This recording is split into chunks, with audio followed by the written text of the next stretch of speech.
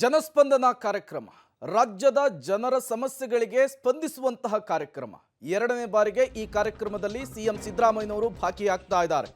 ಲೋಕಸಮರದ ಅಖಾಡಕ್ಕೆ ಇಳಿದಿದ್ದಾರೆ CM ಸಿದ್ದರಾಮಯ್ಯನವರು. ಈ ಮೂಲಕ ಇವತ್ತು ರಾಜ್ಯ ಮಟ್ಟದ ಜನಸ್ಪಂದನ ಕಾರ್ಯಕ್ರಮದಲ್ಲಿ ಭಾಗಿಯಾಗ್ತಾ ಇದ್ದಾರೆ. ಇತಿಹಾಸದಲ್ಲಿಯೇ ಮೊಟ್ಟ ಮೊದಲ ಬಾರಿಗೆ ವಿಧಾನಸೌಧದ ಮುಂಭಾಗದಲ್ಲಿ ಇಡೀ ದಿನ ಜನರ ಸಮಸ್ಯೆಯನ್ನು ಆಲಿಸುವಂತಹ ಕೆಲಸವನ್ನ ಸಿಎಂ ಮಾಡ್ತಾರೆ.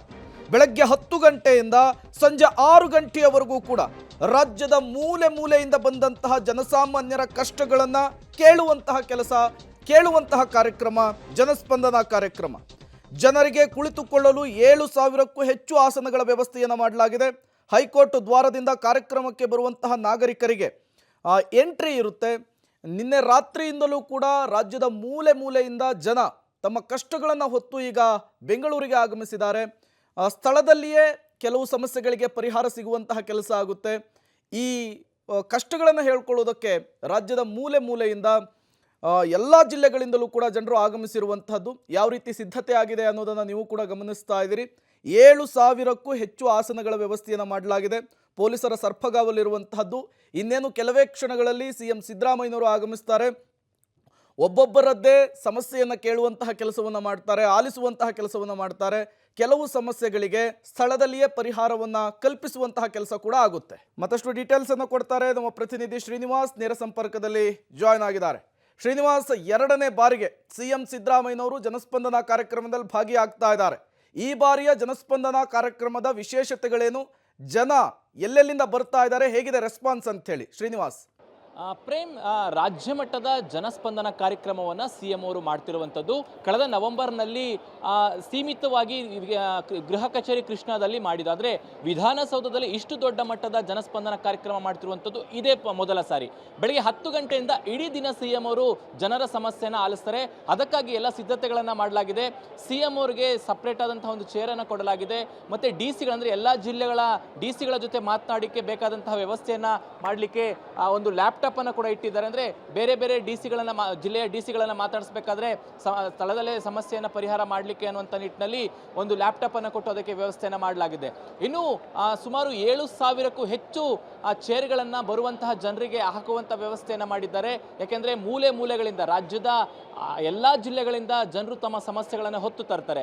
ಆ ನಿಟ್ಟಿನಲ್ಲಿ ಜನರಿಗೆ ಸಮಸ್ಯೆ ಆಗಬಾರ್ದು ಅನ್ನುವಂಥ ನಿಟ್ಟಿನಲ್ಲಿ ಚೇರ್ಗಳ ವ್ಯವಸ್ಥೆಯನ್ನು ಮಾಡಿದ್ದಾರೆ. ಜರ್ಮನ್ ಟೆಂಟನ್ನು ಹಾಕಿ ಬಿಸಿಲು ಸಮಸ್ಯೆ ಆಗಬಾರ್ದು ಅನ್ನುವಂಥ ನಿಟ್ಟಿನಲ್ಲಿ ಕ್ರಮಗಳನ್ನು ತೆಗೆದುಕೊಂಡಿದ್ದಾರೆ. ಈಗಾಗಲೇ ಜನರು ತಮ್ಮ ಸಮಸ್ಯೆಗಳನ್ನು ಹೇಳ್ಕೊಳ್ಳೋದಕ್ಕೆ ಸಾಗರೋಪಾದಿಯಲ್ಲಿ ಜನರು ಬರ್ತಿದ್ದಾರೆ. 30 ಕೌಂಟರ್ಗಳಂದರೆ ಪ್ರತಿಯೊಂದು ಇಲಾಖೆಯೂ ಕೂಡ ಒಂದೊಂದು ಕೌಂಟರ್ನಲ್ಲಿ ವ್ಯವಸ್ಥೆ ಮಾಡಲಾಗಿದೆ. ಸಮಸ್ಯೆ ಯಾವ ಇಲಾಖೆಗೆ ಸಂಬಂಧಪಟ್ಟಿದೆಯೋ ಆ ಒಂದು ಇಲಾಖೆಗೆ ಅರ್ಜಿಯನ್ನು ಸ್ವೀಕಾರ ಮಾಡಿ ಅಲ್ಲಿಗೆ ಸಮಸ್ಯೆಯನ್ನು ಕಳಿಸ್ತಾರೆ. ಅಲ್ಲಿ ಹೋಗಿ ಅವರು ಕುಳಿತುಕೋತಾರೆ. ಸ್ವತಃ ಸಿಎಂ ಅವರು ಬಂದು ಅಲ್ಲಿ ಪರಿಸ್ಥಿತಿಗಳನ್ನು ಸಮಸ್ಯೆಯನ್ನು ಆಲಿಸ್ತಾರೆ. ಮತ್ತು ವಿಶೇಷ ಚೇತನರು ಅವರಿಗೆ ಸಪ್ರೇಟ್ ಆದಂತಹ ಒಂದು ಗ್ಯಾಲರಿ ಥರ ಮಾಡಿ ಅಲ್ಲಿ ಅವ್ರಿಗನ್ನು ಕೂರಿಸಿದ್ದಾರೆ. ಅವ್ರಿಗೂ ಕೂಡ ವಿಶೇಷವಾಗಿ ಸಮಸ್ಯೆಯನ್ನು ಸಿಎಂ ಅವರೇ ಹೋಗಿ ಅಲ್ಲಿ ಆಲಿಸ್ತಾರೆ. ನನಗಾಗಲೇ ಹೇಳಿದಾಗೆ 30ಕ್ಕೂ ಹೆಚ್ಚು ಕೌಂಟರ್ಗಳನ್ನು ವ್ಯವಸ್ಥೆ ಮಾಡಿದ್ದಾರೆ. ಯಾರಿಗೂ ಕೂಡ ಸಮಸ್ಯೆ ಆಗಬಾರ್ದು, ಆಯಾ ಇಲಾಖೆಯ ಸಮಸ್ಯೆ ಆಯಾ ಇಲಾಖೆ ಹಂತದಲ್ಲೇ ಆಗಬೇಕು ಅನ್ನುವಂಥ ನಿಟ್ಟಿನಲ್ಲಿ ಕ್ರಮಗಳನ್ನು ತೆಗೆದುಕೊಂಡಿದ್ದಾರೆ. ಮೆಜೆಸ್ಟಿಕ್ನಿಂದ ರೈಲ್ವೆ ನಿಲ್ದಾಣದಿಂದ ನೇರವಾಗಿ ಜನಸ್ಪಂದನ ಕಾರ್ಯಕ್ರಮಕ್ಕೆ ಬರಲಿಕ್ಕೆ ಬಸ್ ವ್ಯವಸ್ಥೆಯನ್ನು ಮಾಡಲಾಗಿದೆ. ಕುಡಿಯುವ ನೀರಿನ ವ್ಯವಸ್ಥೆಗಳನ್ನು ಮಾಡಿಕೊಂಡಿದ್ದಾರೆ. ಮೂಲಭೂತ ಸೌಕರ್ಯಗಳು, ಅದು ಕುಡಿಯುವ ನೀರಿನ ವ್ಯವಸ್ಥೆ, ಶೌಚಾಲಯದ ವ್ಯವಸ್ಥೆ, ಮಧ್ಯಾಹ್ನದ ಊಟದ ವ್ಯವಸ್ಥೆ ಎಲ್ಲವನ್ನು ಕೂಡ ಮಾಡ್ತಿರುವಂಥದ್ದು ನೀವು ಜನ ನೋಡ್ತಾ ಇದ್ದೀರಾ. ಪ್ರೇಮ್, ಈಗಾಗಲೇ ಬಂದು ಅರ್ಜಿಯನ್ನು ಕೊಟ್ಟು ತಮ್ಮ ತಮ್ಮ ಕೌಂಟರ್ನಲ್ಲಿ ಕುಳಿತಿದ್ದಾರೆ. ಸಿಎಂ ಅವರು 10 ಗಂಟೆಗೆ ಬಂದು ಜನರ ಸಮಸ್ಯೆಯನ್ನು ಆಲಿಸಲಿಕ್ಕೆ ಪ್ರಾರಂಭ ಮಾಡ್ತಾರೆ. ಒಂದು ವಿಶೇಷ ಅಂದರೆ ಇತಿಹಾಸದಲ್ಲೇ ಮೊದಲ ಬಾರಿಗೆ ಇಷ್ಟು ದೊಡ್ಡ ಪ್ರಮಾಣದಲ್ಲಿ, ಅದು ವಿಧಾನಸೌಧದ ಮುಂಭಾಗದಲ್ಲಿ ಇಷ್ಟು ದೊಡ್ಡ ಮಟ್ಟದ ಜನಸ್ಪಂದನ ಕಾರ್ಯಕ್ರಮ ನಡೀತಾ ಇದೆ ಅಂತ ಹೇಳ್ಬೋದು. ಪ್ರೇಮ್, ಶ್ರೀನಿವಾಸ್, ರಾಜ್ಯದ ಮೂಲೆ ಮೂಲೆಯಿಂದ ಜನಸ್ಪಂದನ ಕಾರ್ಯಕ್ರಮಕ್ಕೆ ಜನರು ಆಗಮಿಸಿದ್ದಾರೆ. ವಿಜುವಲ್ಸ್ ಅನ್ನು ನೋಡ್ತಾ ಇದ್ರೆ ಅದು ಗೊತ್ತಾಗ್ತಾ ಇದೆ. ಸಿಎಂ ಬಳಿ ನಮ್ಮ ಸಮಸ್ಯೆಯನ್ನು ಹೇಳ್ಕೋಬೇಕು ಅಂದರೆ ಯಾವ ರೀತಿಯ ಫಾರ್ಮಾಲಿಟೀಸ್ ಅನ್ನು ನಾವು ಇಲ್ಲಿ ಫಾಲೋ ಮಾಡಬೇಕಾಗುತ್ತೆ ಅಂಥೇಳಿ, ರಿಜಿಸ್ಟ್ರೇಷನ್ ಏನಾದ್ರು ಮಾಡಿಸ್ಕೋಬೇಕಾ, ಹೇಗೆ ಅಂಥೇಳಿ? ಹೌದು, ತುಂಬಾ ಸಿಂಪಲ್. ನನಗಾಗಲೇ ಹೇಳಿದಾಗ ಪ್ರತಿಯೊಂದು ಇಲಾಖೆಗೂ ಒಂದೊಂದು ಕೌಂಟರನ್ನು ಕೊಟ್ಟಿದ್ದಾರೆ. ಎಕ್ಸಾಂಪಲ್ಗೆ ಕಂದಾಯ ಇಲಾಖೆಗೆ ಸಂಬಂಧಪಟ್ಟಂತಹ ಒಂದು ಸಮಸ್ಯೆ ಇದ್ದರೆ ಅದಕ್ಕೆ ಸಂಬಂಧಪಟ್ಟಂತಹ ಕೌಂಟರ್ ಇರುತ್ತೆ. ಯಾರು ಸಮಸ್ಯೆ ಇರುತ್ತೋ ಆ ಕೌಂಟರ್ ಬಳಿ ಅವರು ಹೋಗಿ ರಿಜಿಸ್ಟರ್ ಮಾಡಿಸಿ ಇದು ನನ್ನ ಸಮಸ್ಯೆ ಅಂತ ಅಲ್ಲಿ ಅರ್ಜಿ ಕೊಡಬೇಕು. ಅರ್ಜಿ ಕೊಟ್ಟ ಬಳಿಕ ಆ ಸಮಸ್ಯೆ ಏನು ಇರುತ್ತೆ ಅವರಲ್ಲಿ ಆ ಕೌಂಟರ್ನಲ್ಲಿ ಕುಳಿತುಕೊಳ್ತಾರೆ.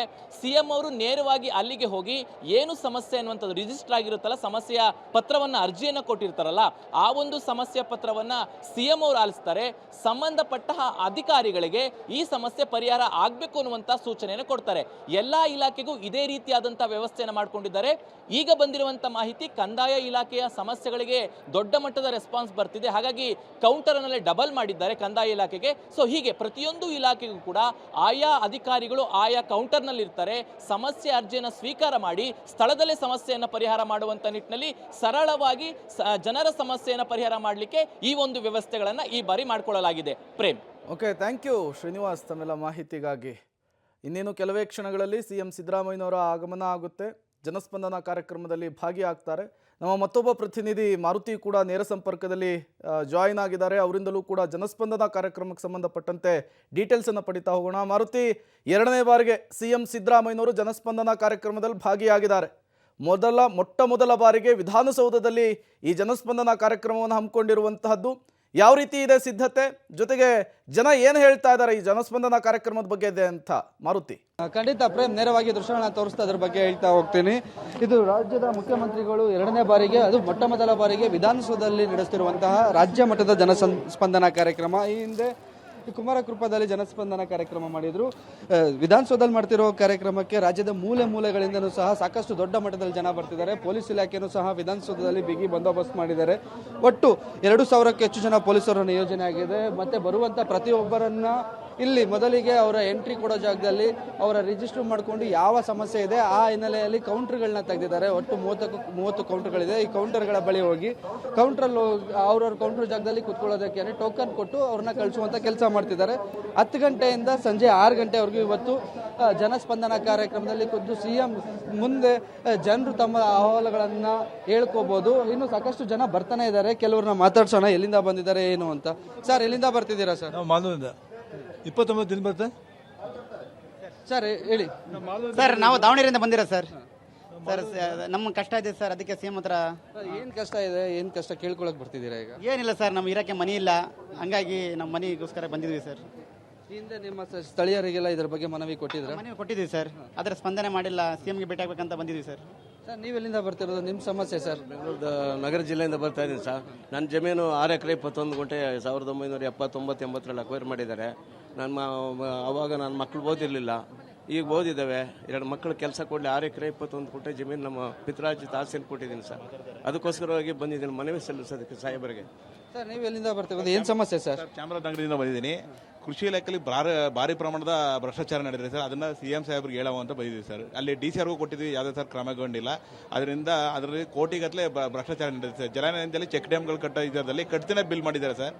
ಆ ಒಂದು ವಿಚಾರವಾಗಿ CM ಸಾಹೇಬ್ರಿಗೆ ಒಂದು ಮನವಿ ಸಲ್ಲಿಸಕ್ಕೆ ಬಂದಿದ್ದೀನಿ ಸರ್. ಸರ್, ಹೇಳಿ, ನೀವು ಯಾವ ಡಿಸ್ಟಿಕ್ ಇಂದ ಬಂದಿದ್ದೀರಿ? ಏನ್ ಸಮಸ್ಯೆ CM ಮುಂದೆ ಹೇಳ್ಕೊಳಕ್ ಬಂದಿದೆ ಸರ್? ಚಾಮರಾಜನಗರದಿಂದ ಬಂದಿರೋದು ಸರ್. ನಾವು ದಾರಿ ವ್ಯವಸ್ಥೆಗೆ, ಜಮೀನು ತಿರುಗಾಡೋ ದಾರಿ, ಮತ್ತೆ ಊರು ಮೊಮ್ಮದ್ಕೆರೆಗೆ ಹೋಗೋ ದಾರಿ, ಮತ್ತೆ ಮಾರಮ್ಮಂತರ ಕೇಲ್ ದಾರಿ ತೊಂದರೆ ಆಗಿದೆ. ದಾರಿ ಆ ಪೂರ್ವದಿಂದ ಅದೇ ಜಮೀನು 45 ಸರ್ವೆ ನಂಬರ್ಲಿ ತಿರುಗಾಡ್ತಿದ್ವು, ನಾವು ಗಾಡಿ ಹೊಡಿತಿದ್ದು ಅಲ್ಲೇ.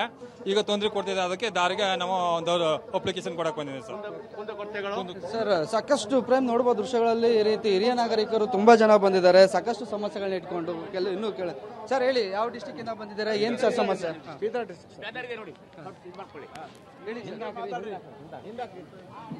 ಹಿರಿಯ ನಾಗರಿಕರ ನಿವೃತ್ತಿ ಗುತ್ತಿಗೆ ಶಿಕ್ಷಕರು ಹಾಗೂ ಉಪನ್ಯಾಸಕರ ಮನವಿ, ಅವರು ಬೀದರಿಂದ ಬಂದಿದ್ದಾರೆ. ಅವರ ಮನವಿಯನ್ನ ಖುದ್ದು CMಗೆ ಸಲ್ಲಿಸೋದಕ್ಕೆ ಹೀಗೆ ಪ್ರೇಮ್ ಸಾಕಷ್ಟು ಜನ ಬಂದಿದ್ದಾರೆ.